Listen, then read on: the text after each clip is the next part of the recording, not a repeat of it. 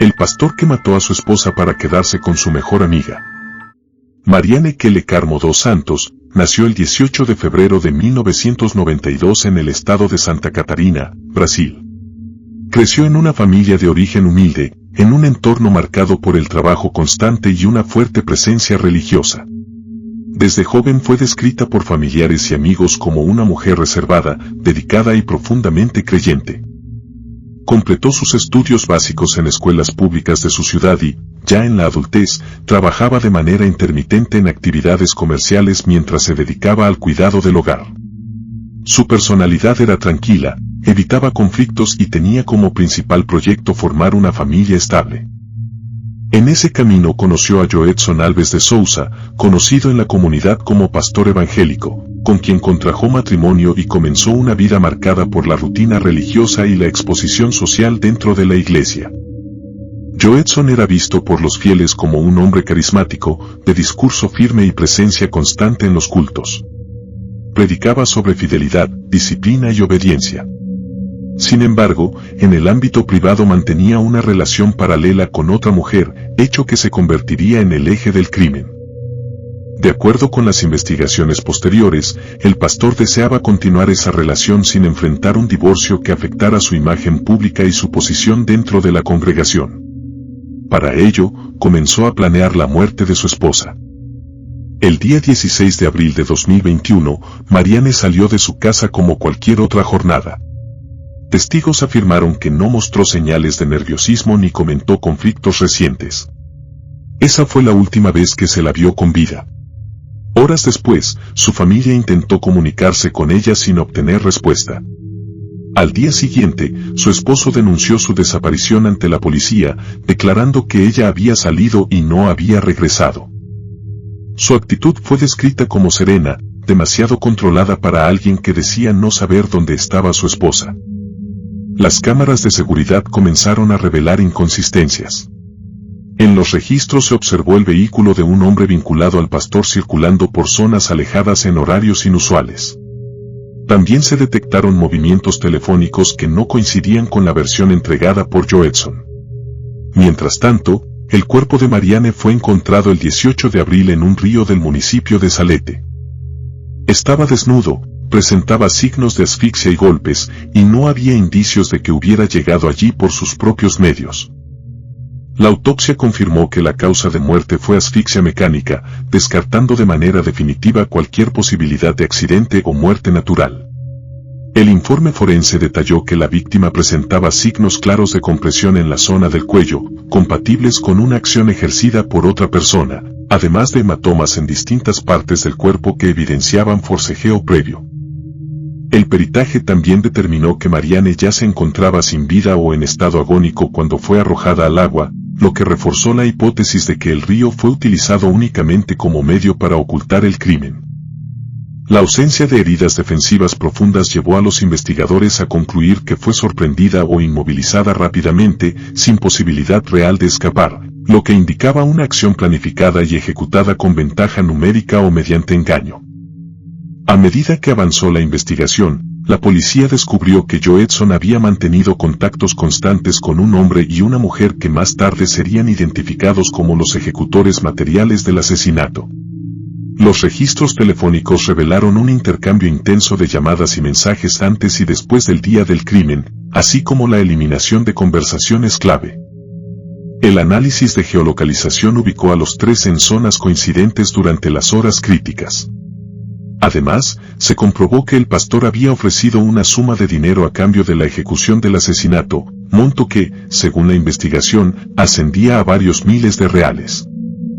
Ese pago habría sido acordado con antelación y dividido entre los participantes, confirmando que no se trató de un arrebato emocional, sino de un homicidio premeditado, organizado y ejecutado con la intención explícita de eliminar a la víctima sin dejar rastros evidentes. Los testimonios de los implicados terminaron por desmoronar la versión inicial.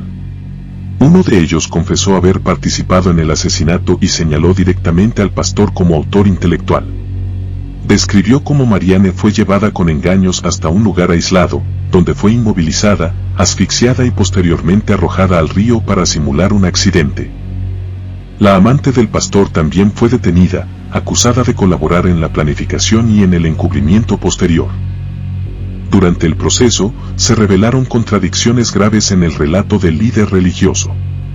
Sus horarios no coincidían, sus explicaciones cambiaban y su comportamiento posterior al crimen fue considerado incompatible con el de un esposo que buscaba a su pareja desaparecida. Además, se comprobó que había intentado borrar rastros digitales y orientar la investigación hacia otras hipótesis. La investigación policial avanzó con rapidez debido a la contundencia de las pruebas. Se realizaron peritajes telefónicos, análisis de geolocalización, reconstrucciones de recorrido y estudios forenses. Todo apuntaba a una ejecución planificada. La policía concluyó que el crimen fue premeditado, motivado por intereses personales y ejecutado con ayuda externa. El cuerpo de Marianne fue velado por familiares y amigos en un ambiente de profundo dolor. La noticia conmocionó a la comunidad local y generó una fuerte reacción social, especialmente por tratarse de un líder religioso implicado en un asesinato. La iglesia a la que pertenecía el pastor se desvinculó públicamente de él y suspendió todas sus actividades relacionadas con su figura. El Ministerio Público presentó cargos formales por homicidio calificado, con agravantes de motivo fútil, uso de medio cruel y imposibilidad de defensa de la víctima. También se imputó a los cómplices por participación directa. Durante el proceso judicial, se reconstruyó paso a paso la planificación del crimen, desde las conversaciones iniciales hasta la eliminación del cuerpo. La defensa del pastor intentó desacreditar a los testigos y alegar falta de pruebas directas, pero las evidencias técnicas y las confesiones resultaron determinantes. Finalmente, la justicia dictó prisión preventiva y posteriormente avanzó hacia la condena. El caso fue considerado uno de los más impactantes de la región por el contraste entre la imagen pública del acusado y la brutalidad del crimen cometido. El destino de los responsables quedó marcado por largas penas de prisión.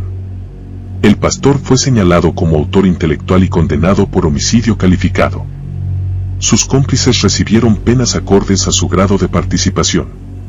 El fallo judicial dejó asentado que el crimen fue planeado con frialdad y ejecutado sin posibilidad de defensa para la víctima.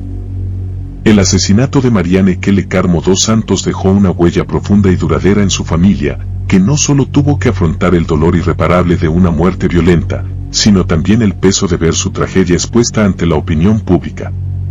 Sus padres, hermanos y personas cercanas debieron revivir una y otra vez los hechos a medida que avanzaba la investigación, enfrentando audiencias, declaraciones y la difusión constante de detalles del crimen.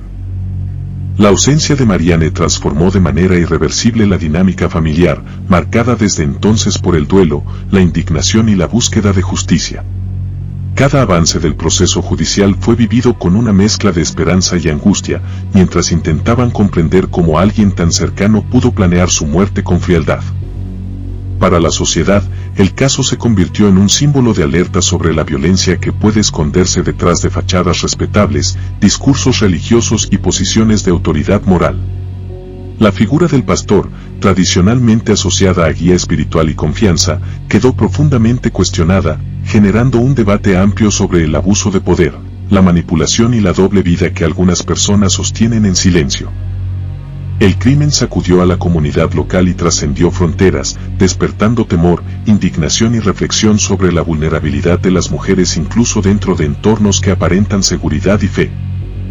¿Crees que el caso de Marianne Kelle Carmo dos Santos refleja fallas sociales más profundas en la forma en que se detecta y se enfrenta la violencia dentro de entornos religiosos y familiares? ¿Y qué medidas podrían evitar que crímenes similares vuelvan a ocurrir sin ser detectados a tiempo? Deja tu opinión en los comentarios. Haz clic en el pulgar arriba, comenta y comparte con todos tus conocidos. Activa la campana de notificaciones para que te avise de un nuevo episodio de